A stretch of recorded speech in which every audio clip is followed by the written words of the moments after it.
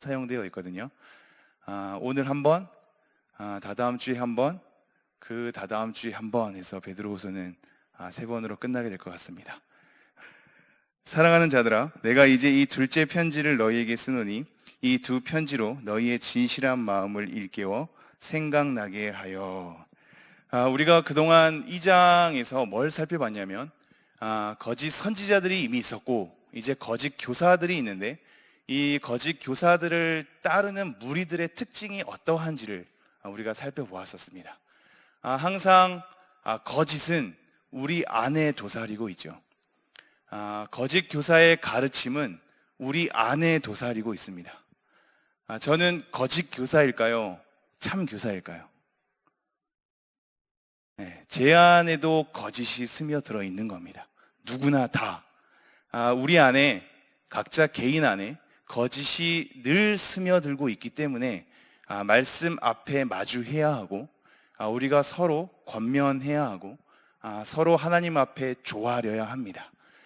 거짓 교사들이 있었고 그 거짓 교사들이 우리에게 다가올 때 굉장히 천천히 가만히 스며드는 것으로 언급했다는 것을 기억해 두십시오. 우리도 모르게 때로는 알면서도 모른 척하면서 그렇게 우리 안에 어떤 잘못된 전통과 습관들이 우리 안에 당연한 듯 바른 이해라고 생각하는 것으로 설득당하여 우리 안에 도사리게 된다는 것을 명심하셔야 합니다. 이러한 특징을 가지고 우리가 거짓 교사와 그 거짓 교사를 따르는 무리들에 대해서 여러 가지 특징을 살펴봤는데요. 첫 번째는 방탕함과 난폭함을 따른다는 거였습니다. 우리 개역 개정으로는 호색을 따르는 거라고 얘기 나왔는데요. 이 방탕함과 난폭함입니다. 그리고 진리의 도를 비방하는 특징이 있었죠. 진리의 도를 비방한다. 그리고 탐심으로 말을 지어내고 그것으로 이익을 본다. 탐심으로 말을 지어내고 그것으로 이익을 본다. 그리고 육체를 따라 정욕 가운데 행한다. 육체를 따라 정욕 가운데 행한다. 그리고 당돌하고 당당하다 그랬죠. 자랑하며 자기 안에 스스로 만족이 되는 겁니다. 자랑하며 떨지 않는다. 두려움이 없다 라고 얘기를 했습니다. 그리고 영광 있는 자를 비방하지요. 그 영광 있는 자가 천사이든 아니면 구원받은 성도이든 나아가서 그거 넘어서 하나님이든 비방하는 자가 되는 겁니다. 그리고 말씀이나 어떤 분별력이 없는 짐승과도 같다 라고 얘기했죠. 이게 이성 없는 짐승인데 곧 말씀, 분별 없는 거라고 했습니다.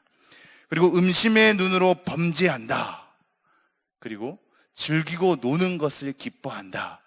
사치와 쾌락에 대한 부분입니다.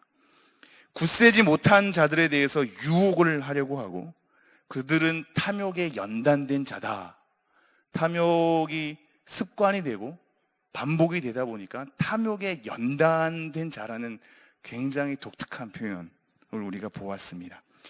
불의의 삭슬 사랑하기도 하고 헛됨을 토하기도 하고 그들의 유혹에 잠시 피하여 벗어났다는 자를 다시 한번 유혹하기도 하는 이러한 특징들을 우리가 살펴봤습니다. 핵심은 이거죠. 우리가 가진 탐욕으로 진리를 왜곡하는 겁니다. 왜곡된 진리를 가만히 스며들어서 우리에게 전달하는 거짓 교사들이 있는 반면에 우리 안에 탐욕이 있기 때문에 그 거짓 교사의 가르침이 굉장히 괜찮은 것이라고 포장하고 그것에 대해서 동조하고 그것이 옳은 것으로 여기며 우리가 잘 이해하고 받아들이는 우리의 모습들이 우리 안에 있는 겁니다. 우리 안에 탐욕, 방탕, 음심에 대한 하나님의 말씀을 거스리는 것을 자꾸자꾸 직면하고 회개하고 제거하려고 노력하지 않는 이상 우리 안에 얼마든지 거짓된 가르침이 달라붙을 것이며 그것을 옳은 것으로 환영할 것입니다. 우리가 그런다는 거죠. 우리 각자가 우리 안에 가지고 있는 탐욕이 거짓 가르침과 동조하여 우리 안에 늘 도사리고 있음을 우리가 스스로를 좀 명심해 보죠. 이러한 탐욕과 우리 안에 이 욕망들이 오늘 본문에서 다시 어떻게 표출되는지를 한번 보십시오. 제가 다시 한번 3장 1절 읽도록 하겠습니다. 사랑하는 자들아, 내가 이제 이 둘째 편지를 너희에게 쓰노니 이 두 편지로 너희의 진실한 마음을 일깨워 생각나게 하여. 먼저 사랑하는 자들아 라는 표현으로 사랑의 관계 속에서 강한 목회적 권면을 하는 것을 우리가 먼저 되새기고요. 내가 이제 이 둘째 편지를 너희에게 쓴다라고 얘기합니다. 이 둘째 편지라는 것이 첫 번째 편지가 베드로 전서고 두 번째 편지가 베드로 후서로 대부분은 많이 얘기하죠. 그거의 가능성이 큽니다. 그게 아니라 할지라도 베드로 후서 1, 2장이 첫 번째 쓴 거고 베드로 전서 이후에 다시 쓴 거고 다시 3장부터 두 번째를 쓴 건지 아니면 베드로 전 후서 말고 이 성경 정경에 포함되지 않는 또 다른 유실된 성경이 있는 것인지 그거는 수많은 학자들의 논의가 있습니다만 그건 별로 중요하지 않습니다. 첫 번째 편지가 베드로 전서인지 1, 2장인지 유실된 건지 그것은 아무런 중요성이 없습니다. 중요한 건 이거죠. 지금 베드로가 사랑하는 마음을 가지고 그 지체들에게 계속적인 말씀의 권면을 한다는 데 있습니다. 반복적으로 그들의 믿음이 굳세게 하기 위하여, 아니면 어떠한 사방의 적으로 하여금, 아니면 자기 안에 있는 적으로 하여금 하나님을 외면하고 하나님의 말씀을 잊으려고 하는 그들의 반복되는 습성 가운데 다시 한번 그들로 하여금 하나님의 말씀으로 일깨워서 하나님의 말씀을 생각나게 하려는 베드로의 열정과 관심을 보셔야 합니다. 계속 다가가는 거죠. 또 편지를 쓰는 거죠. 그들에 대해서 또 한마디 하는 거죠. 다시 한번 하나님의 말씀으로 돌이키게 하는 거죠. 우리의 흐트러졌던 시선이 다시 한번 하나님께로 향할 수 있도록 베드로가 계속적으로 권면하는 것, 거기에 강조점이 있습니다. 사랑하는 자들아, 내가 이제 이 둘째 편지를 너희에게 쓰노니 이 두 편지로 너희의 진실한 마음을 일깨워 생각나게 하여입니다. 우리의 진실한 마음을 일깨워 생각나게 하여. 사실 이 진실하다라는 표현은 이 빛이 비쳐서 그것이 드러나는 거거든요. 이 진실이란 단어가 올바르게 드러난 거죠. 우리 안에 여러 가지 혼잡해 있던 마음이 너무 혼잡한 거를 내가 아니까 오히려 자신이 헷갈릴 때가 있지 않습니까? 여러분의 삶을 보십시오. 사실상 밖에서 보면 간단한 문제인데 이렇게 하든 저렇게 하든 선택의 갈림길에서 두 가지밖에 없는 것 같은데 내 안에선 그게 복잡하게 꼬여 있거든요. 관계 때문에 꼬여 있고 이게 말씀이 들어오니 더 꼬이고 내 안에 가지고 있는 욕망 때문에 더 꼬여지죠. 꼬여서 해답 없는 것으로 자기 스스로를 계속해서 설득하는 것을 우리 스스로 너무 잘 알고 있지 않습니까? 복잡한 거죠. 어두움이 끼면 낄수록 더 복잡해지는 겁니다.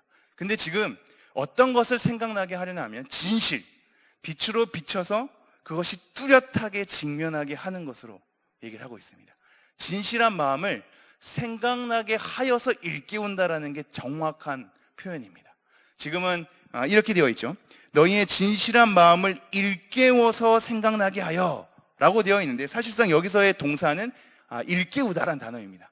즉 진실한 마음, 하나님의 말씀의 빛으로 비춰서 우리가 거짓된 혼잡한 마음 없이 우리의 마음을 정직하게 바라보게 해서 이것으로 다시 한번 생각나게 함을 통하여서 우리를 일깨우려고 하는 겁니다. 베드로는 지금 일깨우려고 하고 있습니다. 정신 차리게 하려고 하고 있고 우리로 하여금 다시 한번 일어나게 하려고 하고 있습니다. 그 일어나게 하는 것에 대한 근본적인 계기는 진실된 마음을 다시 한번 생각나게 하여서 일깨우는 겁니다. 너네들 가운데 거짓 교사의 가르침 때문에 수많은 혼잡함 속에서 너희들을 헷갈리게 하고 있다. 아니, 오히려 헷갈린 게 아니라 거짓된 가르침에 동조하고 있다. 진리를 비방하고 오히려 거짓된 가르침이 맞는 것처럼 너네들이 그쪽에 협력하고 있다.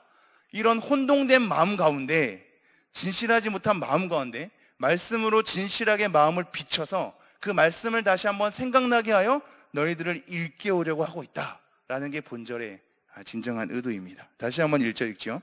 사랑하는 자들아, 내가 이제 이 둘째 편지를 너희에게 쓰노니 이 두 편지로 너희의 진실한 마음을 일깨워 생각나게 하여. 2절 다 같이 한번 읽어볼까요? 시작.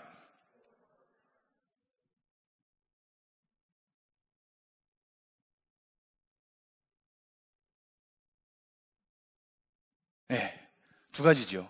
일깨우는 것. 제목이 그래서 그렇게 제가 짓지 않았습니까? 사랑하는 자들아, 일깨우고 기억하게 하려 합니다. 지금 뭘 기억하게 하려고 하냐면 옛날 선지자들의 말씀과 사도들의 말씀입니다. 이 사도들의 말씀에 대한 기원은 예수 그리스도로 얘기를 하고 있죠. 다시 한번 읽어볼까요? 곧 거룩한 선지자들이 예언한 말씀, 미리 말한 겁니다. 예언한 말씀과 주 되신 구주께서 너희의 사도들로 말미암아 명하신 것, 명한 것은 계명입니다. 이 계명을 기억하게 하려 하노라. 지금 기억하게 하려 하노라 이 말이 본절의 그 서두에 나와 있거든요. 강조하는 겁니다. 지금 너네들을 일깨우는 것과 그리고 너희들을 기억하게 하는 것, 이것에 나의 지금 열정을 쏟아내고 있다라고 얘기하는 거죠. 지금 너네들이 혼잡한 마음속에 거짓된 가르침 가운데 너네들 스스로도 진리의 도를 회방하는 데까지 이르렀으니 말씀의 빛으로 너희들의 마음을 다시 한번 명확하게 직면하게 하여 너네 스스로를 일깨우게 하기 위함이고, 그 다음에 구약의 선지자들이 미리 말한 이 말씀과 신약의 예수 그리스도로 하여금 사도들을 통하여서 전해진 이 말씀을 너네들로 하여금 다시 한번 기억나게 하려 합니다 라는 겁니다. 여러분, 이 두 가지가 베드로에게 가장 중요한 사역이었습니다. 우리가 이 말씀 미리 한번 보지 않았습니까? 베드로후서 2장에 가면 생각나게 하려 합니다, 이 말씀 계속 기억나지 않습니까? 한번 볼까요? 2장이 아니라 1장입니다. 1장 12절 제가 한번 읽어보죠. 1장 12절 13절 제가 읽어보겠습니다.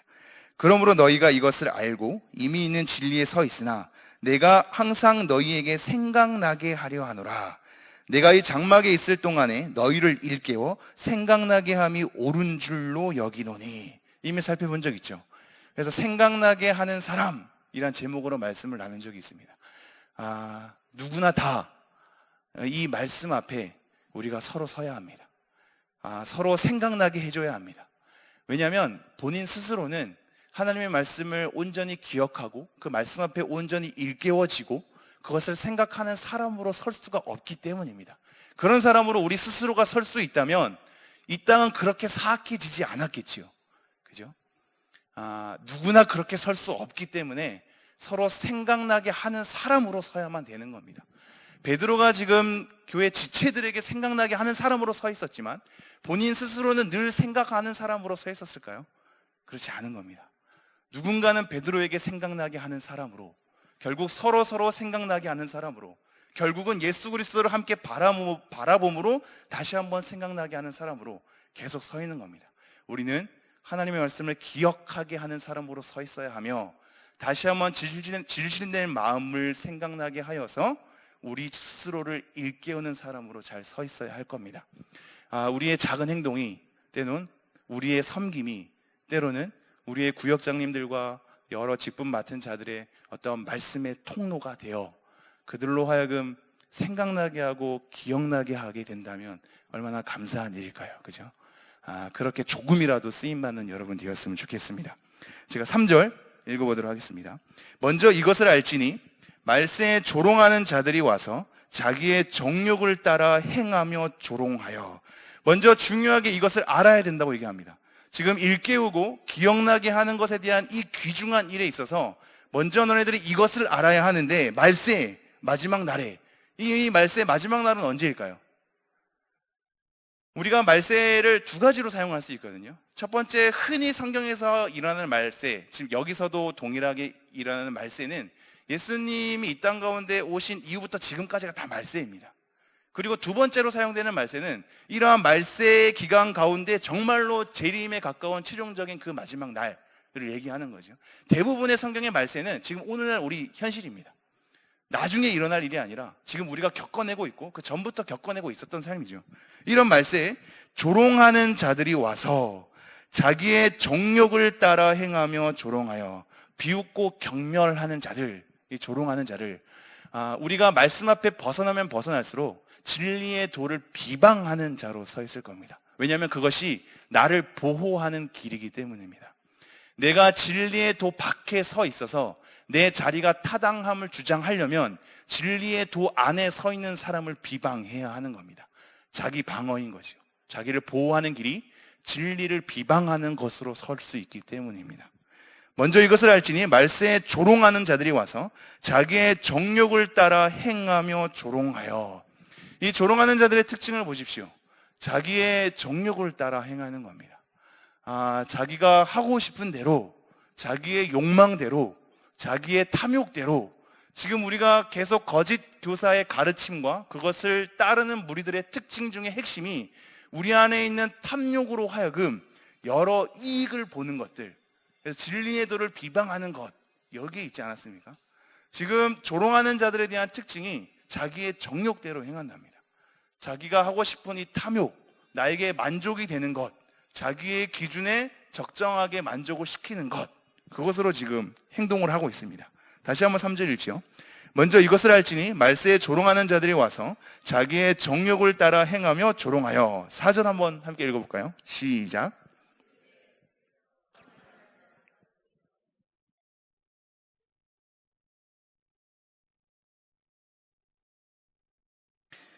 자기의 정욕대로 행하는 조롱하는 자들이 굉장히 중요한 논리 하나를 앞세웁니다. 그게 뭐냐면 주께서 강림하신다는 약속이 어디 있느냐입니다. 이거는 두 가지로 우리가 받아들여도 되겠습니다. 도대체 이 말씀 중에 주께서 다시 강림하신다는 그런 약속이 도대체 어디 있느냐 한번 찾아봐라, 내 앞에 한번 내세워봐라 가 될 수 있겠죠. 도대체 주님이 강림하신 약속이 어디 있어? 라는 것을 정말 문자 그대로 찾는 걸 수 있습니다. 근데 더 깊은 숨은 의도는 이거죠. 그걸 아는 겁니다. 주님께서 강림하신다는 약속이 뻔히 말씀에 있으니까 우리 안에 같은 성도라면, 거짓된 교사를 동조하는 성도이긴 하지만 같은 성도라면 말씀을 알 것 아닙니까? 주님이 다시 강림하신다는 약속을 알지요. 알면서도 얘기하는 거죠. 지금 그런 약속이 있는데도 불구하고 안 이루어지지 않느냐, 그렇다면 그 약속이 도대체 무슨 소용이냐라는 것을 묻고 싶은 겁니다. 주님께서 강림하신다는 약속이 어디 있느냐? 도대체 그 말씀이 있는데 너네한테 이루어지고 있어? 그거 우리가 어떻게 확인할 수 있어? 언제 이루어질 건데? 어떻게 이루어질 건데? 그 약속은 정말 맞아? 라는 것으로 지금 되묻는 거죠. 우리 안에 하나님의 말씀이 이루어지지 않는 것을 경험하면서 오게 되는 의심과 회의가 하나님의 말씀이 있는 걸 알지만 정말 이게 맞아? 라는 것으로 지금 반문하고 싶은 겁니다. 여러분, 우리 자신 스스로를 돌아보죠. 사실 우리가 그러고 있지 않습니까? 알지요. 주님 당연히 강림하시지요. 근데 여러분 정말로 강림하신다는 말이 실질적으로 여러분 안에 고백이 되어지고 있는지요?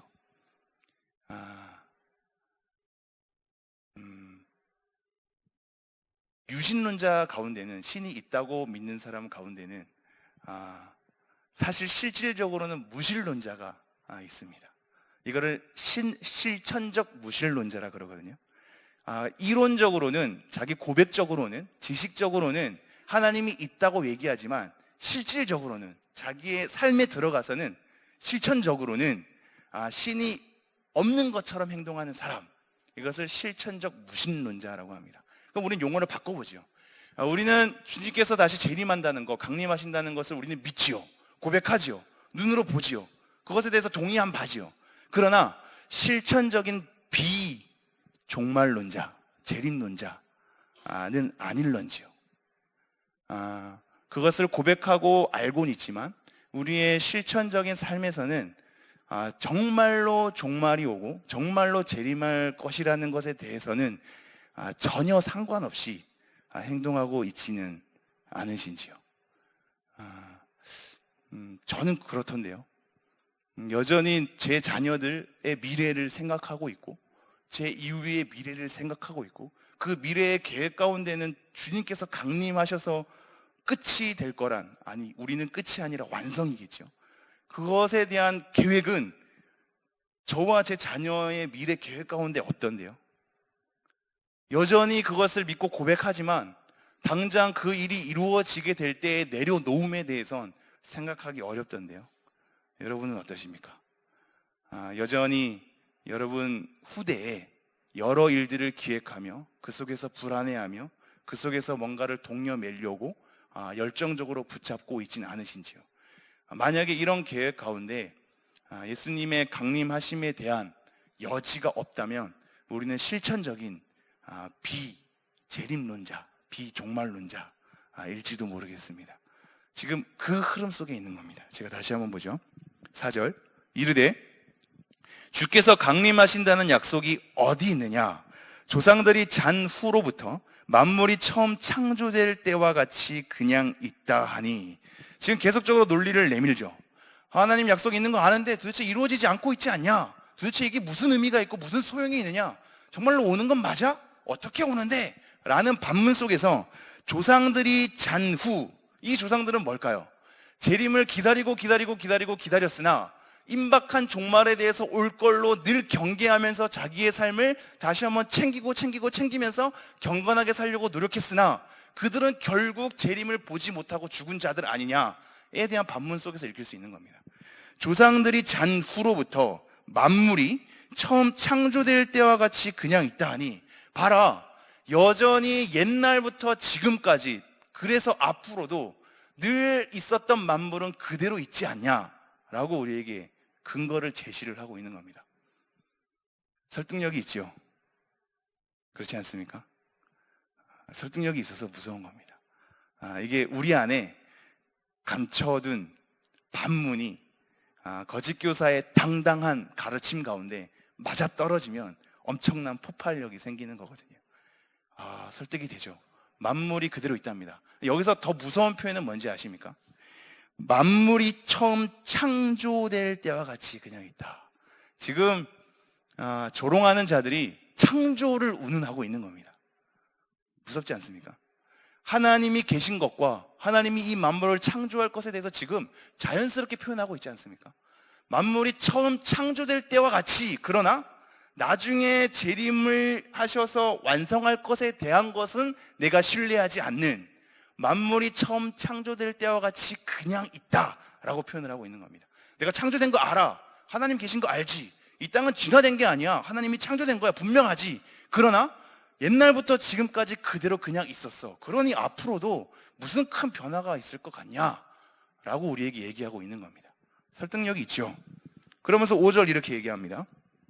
이는 하늘이 옛적부터 있는 것과 땅이 물에서 나와 물로 성립된 것도 하나님의 말씀으로 된 것을 그들이 일부러 잊으려 함이로다. 베드로가 굉장히 중심을 간파하고 있죠. 제가 다시 한번 볼까요? 이는 하늘이 옛적부터 있는 것과 땅이 물에서 나와 물로 성립된 것도 하나님의 말씀으로 된 것을 그들이 일부러 잊으려 함이로다. 하늘을 오히려 더 얘기하고 있죠. 지금 처음 창조될 때와 같이 만물로 표현한 그들에게 하늘과 땅으로 설명하면서, 이 땅도 우리가 궁창 위의 물과 궁창 아래의 물을 나누고 모인 물을 바다라 칭하고 드러난 묻을 땅이라 칭하지 않습니까? 말 그대로 물로 성립된 것이 맞죠. 관점에 따라서, 그죠? 그래서 이렇게 얘기하죠. 하늘이 옛적부터 있는 것과 땅이 물에서 나와 물로 성립된 것도, 그 다음이 중요한 게 이겁니다. 하나님의 말씀으로 된 것을 그들이 일부러 잊으려 함이로다. 지금 뭡니까? 창조가 하나님의 말씀으로 된 것인데 너네들은 지금 모순을 일으키고 있다. 말씀으로 창조된 이 창조와 말씀으로 다시 오겠다고 하는 그 약속을 너네들은 두 가지 중에 한쪽만 지금 챙기고 있다 라고 야단치는 겁니다. 따라오시겠죠? 너네들은 지금 창조를 믿고 있는데 재림을 안 믿고 있지 않냐? 정확히 봐봐라. 창조도 말씀으로 됐고 재림도 말씀으로 된 약속이다. 그러나 너희들은 동일한 이 관점을, 창조는 받아들이되 재림의 약속에 하나님의 말씀은 받아들이지 않고 있다. 그러니 이것은 하나님의 말씀으로 된 것을 너네들이 일부러 그것을 잊으려 하는 것이다 라고 얘기하고 있는 겁니다. 여기서 잊으려 한다는 것을 감추는 겁니다. 숨기는 겁니다. 내가 그것을 사실은 알고 있지만 나의 유익을 위해서, 나의 정욕을 위해서 그거를 내가 감추고 가려내는 겁니다. 그래서 일부러 덮는 거지요. 내가 그러기 위한 작정함으로 덮는 겁니다. 이 일부러라는 단어가 원래 내가 그렇게 하고 싶다라는 의미가 들어있는 거거든요. 그렇게 하고 싶은 나의 열망이 스스로 내 안의 말씀을 스스로 덮어버리고 숨기려 하는 겁니다. 자, 그러면서 6절에 이렇게 말하고 있죠. 6절 다 같이 읽어볼까요? 시작. 이로 말미암아 그때 세상은 물이 넘침으로 멸망하였으되. 자, 이로 말미암아, 이런 물과 말씀에 대한 것, 그리고 그것을 잊으려 하는 이런 것에 대해서 이로 말미암아 그때 세상은 물이 넘침으로 멸망하였으되, 과거의 홍수 사건을 얘기하죠. 말씀으로 창조된 걸 말씀으로 다시 한번 심판하시는 하나님의 사건을 끄집어내는 겁니다. 그때 세상은 물이 넘침으로 멸망하였으되, 7절 이렇게 얘기하죠. 이제 하늘과 땅은 그 동일한 말씀으로 불사르기 위하여 보호하신 바 되어 경건하지 아니한 사람들의 심판과 멸망의 날까지 보존하여 두신 것이니라. 예전에는 말씀으로 홍수를 통하여 심판하시고, 지금은 보호하시고 보존하신답니다. 뭐를 보호하시고 뭐를 보존하냐면, 이제 하늘과 땅은 그 동일한 말씀으로 불사르기 위하여 보호하신 바 된답니다. 하늘과 땅이 예전에는 물로서 심판했다면 이제는 불사르는 심판을 우리가 가질 터인데, 그렇게 될 때까지 지금 보호하신답니다. 그리고 경건하지 아니한 사람들의 심판과 멸망의 날까지 보존하여 둔 거랍니다.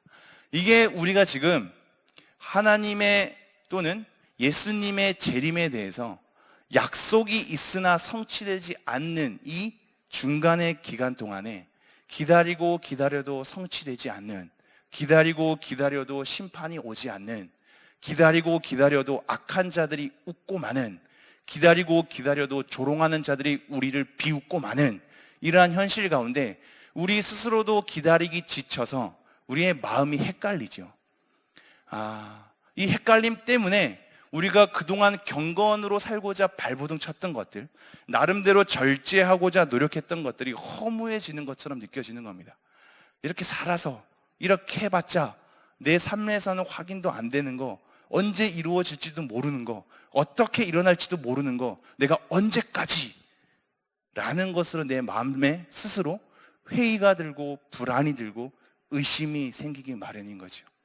그 속에서 내가 그동안 억눌러 왔던, 그렇게 절제하고 경건하게 살기자 노력하면서 내가 그동안 억눌러 왔던 나의 욕망이 스물스물 다시 올라오는 겁니다. 스물스물 올라와서 조롱하는 자들이 내밀었던 근거에 맞장구 치는 겁니다. 그래, 그런 약속이 도대체 무슨 소용이야? 늘 이전부터 있던 이 만물은 그대로 있지 않나? 라는 것으로 우리를 설득시키죠. 그리고 내 욕망대로, 내가 눌러왔던 나의 정욕대로 내가 그렇게 하나씩 하나씩 다시 한번 끄집어내게 되는 겁니다. 그러나 지금 이 말씀을 통해서 말씀하시죠.